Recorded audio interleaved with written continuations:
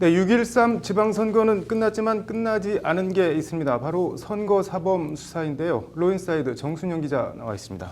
정 기자, 네. 이번 6.13 지방선거 전체 입건 선거사범 수가 어느 정도나 되나요? 네.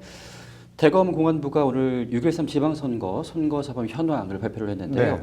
전체 선거사범 규모는 어제 기준으로 해서 총 2,113명이 입건이 됐습니다. 네. 이 가운데 구속 기소 17명을 포함해서 총 93명이 재판에 넘겨졌고요. 네. 1,801명은 현재 수사 중에 있고 네. 291명은 불기소 처분이 됐습니다. 네. 전체 입건자 수는 지난 2014년 지방선거 선거일 기준으로 해서 2,111명과 아주 비슷한 수준을 보이고 있는데요. 네.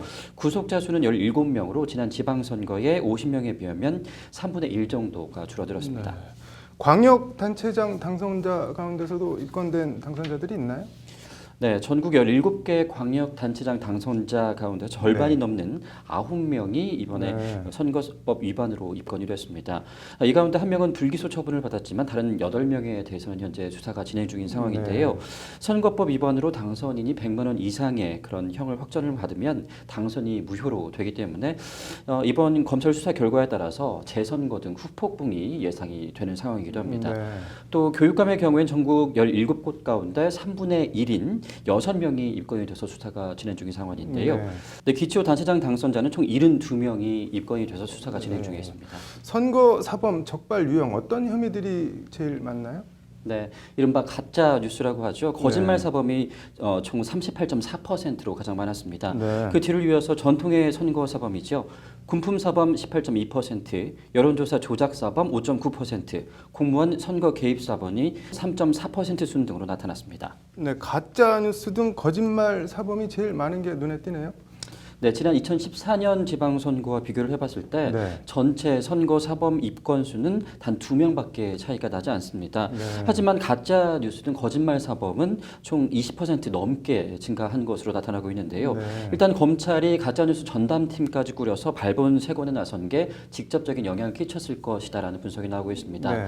하지만 거꾸로 본다면은 이 검찰이 전담팀까지 꾸릴 만큼 인터넷과 또 SNS를 통한 네. 가짜 뉴스 등 허위 사실 전파가 그동안 선거 기간 동안에 아주 심각한 문제로 대두됐다라고도 볼 수가 있을 텐데요. 네.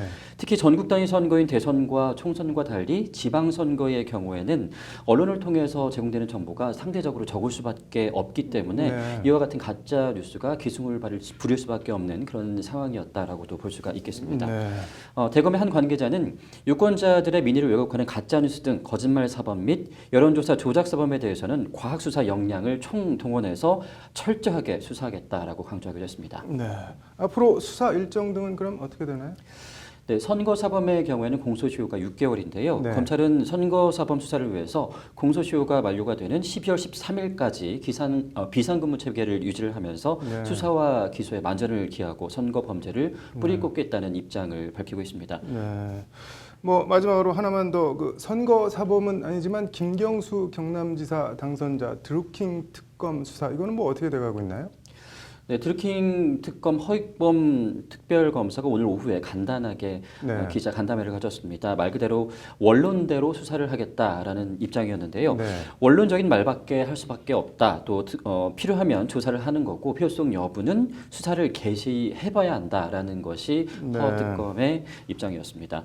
허 특검은 관련해서 파견 검사에 대해서는 저 나름대로 의견 정리는 끝났고 앞으로 임명될 특검보 수사팀장과 논의를 해서 파견 네. 검사를 법무부에 요청할 예정이라고 밝혔습니다. 네.